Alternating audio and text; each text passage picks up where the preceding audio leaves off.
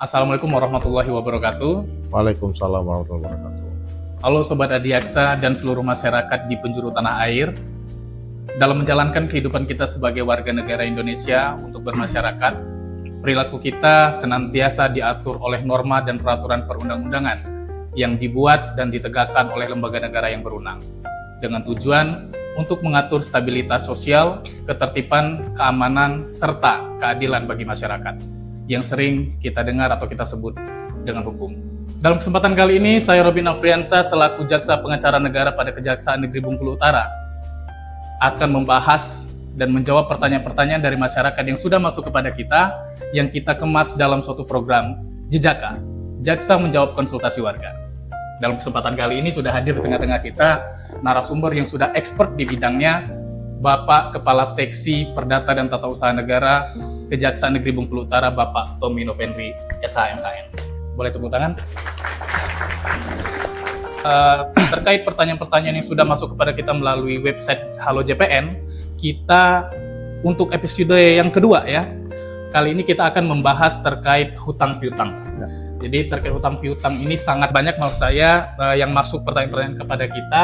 Kalau menurut Pak Tommy, ya, dari kacamata hukum itu hutang piutang itu seperti apa sih? Oke, jadi hutang piutang itu masuknya kan ke dalam ranah hukum perdata ya, hukum perikatan, diatur dalam KUH Perdata pasal 1320 mengatur klausul-klausul syarat sebuah perjanjian. Jadi hutang piutang itu kan adalah sebuah perjanjian, klausulnya halal, kesepakatan kedua belah pihak ya, dan diperbolehkan dalam undang-undang. Nah, selain daripada itu, ketika kita berbicara hutang piutang, maka ada pemberi hutang dan ada penerima hutang. Ya, nah timbullah perikatan di sana berupa apa? Ya di satu pihak memberikan sejumlah barang ataupun uang kepada si peminjam, dan ada kewajiban dari peminjam untuk mengembalikan sejumlah barang ataupun sejumlah uang yang dipinjam tadi kepada pemberi pinjaman. Nah, oleh karena dia berada di dalam ranah hukum perdata, maka hal yang terjadi, misal ada cedera janji atau kita kenal wan prestasi ya, di sana ketika salah satu pihak tidak melaksanakan kewajibannya, maka timbullah di sana namanya istilahnya adalah cedera janji atau lebih dikenal wan prestasi di sana ya. Begitu. Secara umumnya berarti hutang piutang ini adanya suatu hak dan kewajiban ya Pak, antara pemberi hutang dan yang menerima hutang, atau yang biasa kita sering dengarin dengan istilah kreditur dan debitur gitu ya Pak. Selain tadi yang sudah Bapak sampaikan, Pak Tommy sampaikan tadi terkait bahwasannya hutang piutang ini adalah ranahnya perdata. Bisa nggak Pak? Jadi timbul pertanyaan oleh masyarakat ini, apabila salah satu dari debitur, ini ada debitur yang lalai atau tidak menjalankan kewajibannya begitu. Sebagai debitur, apakah itu bisa menjadi ranahnya pidana gitu? Oke. Memang banyak sekali ya terkait pertanyaan itu yang dianggap nipu karena berjanji kemudian tidak ditepati, itu adalah sebuah penipuan. Kalau bahasa Bengkulu itu ngicu gitu. Jadi harus kita pertegas di sini. Nah, karena ini sangat-sangat tipis antara wan prestasi dengan penipuan. Nah, dibalik lagi ketika ini adalah dia murni perikatan, perjanjian, kemudian perjanjian hutang piutang, ketika salah satu pihak tidak melaksanakan kewajibannya, maka itu adalah wan prestasi. Kapan itu menjadi sebuah tindak pidana? Ingat, dalam tindak pidana itu ada namanya mens rea ya. Misal saya kasih contoh case-nya. Saya ingin meminjam uang dengan janji pada saat itu saya ini lagi ada proyek, misalnya lagi ada sesuatu kebutuhan yang mendesak. Nanti saya bayar ketika tanah saya laku ya. Dan saya kasihlah misal sertifikat tanah saya. Nah, dalam perjalanannya ternyata uang ini bukan saya gunakan apa yang saya sampaikan tadi. Ya, tapi mungkin saya gunakan malah untuk membeli properti saya yang lain, apa segala macam. Kemudian hal yang saya sampaikan tadi, bahwa nanti saya balikkan ketika tanah saya laku. Ternyata tanah itu bukan punya dia. Dan memang dari awal itu harus tergambar bahwa orang ini nih memang tidak ada niatan untuk mengembalikan uang tadi kepada si peminjam. Nah, itu muncul mens rea di sana. Itu baru bisa dikategorikan sebuah tindak pidana. Tapi beda hal ketika dia memang one prestasi, saya minjam uang, nanti saya kembalikan ya, ini saya lagi ada kebutuhan yang mendesak, nanti saya kembalikan ketika memang saya sudah gajian misalnya, ya. Nah, ketika sudah gajian ternyata ada lagi kebutuhan mendesak lainnya, akhirnya saya tidak bisa memenuhi kewajiban saya kepada si peminjam tadi. Nah, itu belum tergambar jelas menstrenya, itu lebih kepada cedera janji. Jadi ketika saya berjanji kemudian saya tidak bisa menepati, itu tidak serta-merta menjadi sebuah tindak pidana.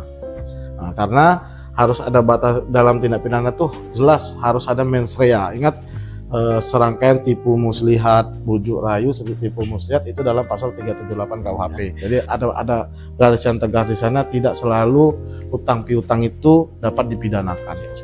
Ya. Jadi hutang piutang ini bisa menjadi ranahnya pidana ketika kita bisa membuktikan ada niat dari ini ya Pak, peminjam hutang ini. Ya, betul. Banyak Tidak melakukan kewajiban itu ya, betul. Tidak sesuai dengan niatan awalnya. Tidak bisa serta-merta langsung dipidanakan. Betul, harus dilihat dulu case by case-nya. Kenapa dia tidak mampu memenuhi prestasinya atau kewajibannya, itu harus tergambar dulu dengan jelas. Tidak serta-merta dia dapat langsung dipidanakan.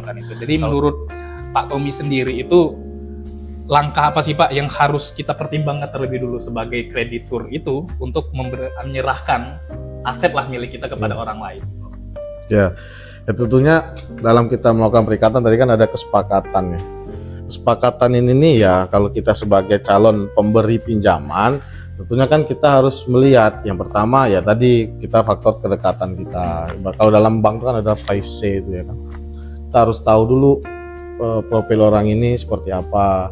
Apakah memang orang ini punya kemampuan untuk mengembalikan karena dia memang mungkin punya usaha, kemudian uang yang dipinjam memang digunakan untuk modal usahanya, nanti ketika ada keuntungan dibayarkan, atau memang ya mohon maaf ada juga kan ada yang terlilit utang pinjol ya, pinjaman online sekarang ini, akhirnya dia minjam ke sana kemari tapi dia tidak punya sumber penghasilan yang pasti untuk membayar. Nah, itu sebaiknya kalaupun ingin membantu yang seperti itu sudah, maksudnya jangan dianggap sebagai sebuah pinjaman, tapi bantu saja semampunya, daripada nanti niat kita meminjamkan dengan jumlah yang ada iming-iming nanti dapat bunga segala macam, akhirnya uang kita tidak kembali, apalagi kita mendapatkan kelebihan dari pembayaran itu. Jadi ribut gitu Pak. Jadi ribut. Kalau seandainya dimintakan hitam di atas putih begitu Pak, suatu perjanjian seandainya, itu bagaimana?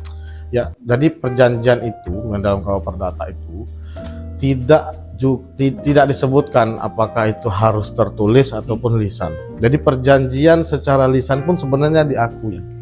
Tapi untuk membuktikan perjanjian secara lisan, kan kita berbicara ini ketika timbul suatu permasalahan. Kan kalau dalam perdata itu adalah gugat menggugat ya, gugatan. Nah, ketika kita sebagai pihak penggugat kita harus membuktikan. Nah, bukti ini diatur kan dua alat bukti. Kita harus membuktikan bahwa benar orang ini pernah berjanji dengan kita, halnya yang diperjanjikan ini, kemudian dengan iming-iming seperti ini, itu harus bisa membuktikan. Nah, keraguan-raguannya ketika itu lisan, maka tidak bisa kita membuktikan itu gitu. Hanya misalnya saksi dua orang yang mendengar pada saat itu, tapi satu alat bukti. Makanya sebaiknya setiap perjanjian apapun itu dibuat secara tertulis. Jadi ada alat bukti surat tambahannya satu selain daripada keterangan saksi, keterangan dari para penggugat posisinya. Jadi begitu untuk masyarakat di seluruh penjuru Nusantara dan tanah air, terkhusus masyarakat Bengkulu Utara, terkait pertanyaan-pertanyaan hutang piutang yang sudah masuk pada kita, sudah dijawab. Mudah-mudahan pertanyaan-pertanyaan dan jawaban-jawaban yang sudah dijawab oleh Pak Tommy selaku Jaksa Pengacara Negara dapat memberikan pemahaman dan edukasi kepada masyarakat semua, terus dapat lebih berhati-hati dalam bertindak, memberikan piutang kepada seseorang agar tidak menimbulkan suatu permasalahan di kemudian hari seperti itu. Atau tadi kita juga mempunyai website Halo JPN, boleh diakses di website kita, pilih saja Kejaksaan Negeri Bengkulu Utara, nanti silakan typing pertanyaan-pertanyaan di situ. Selagi nanti kita pantau dan bisa jawab, akan kita jawab melalui website tersebut, atau nanti akan kita bahas melalui program Jejaka yang kita kemas secara digitalisasi seperti ini. Mungkin itu saja dalam pembahasan kita episode kedua ini. Mudah-mudahan dalam kesempatan selanjutnya kita lebih dapat mengeksplor atau membahas pertanyaan-pertanyaan dari masyarakat semua. Saya Robin Afriansa sebagai pemandu acara pada sore hari ini mohon pamit undur diri. Pak Tommy, terima kasih atas kesempatannya. Selamat menjalankan tugas, semoga selalu diberikan kesehatan. Sampai jumpa di episode selanjutnya.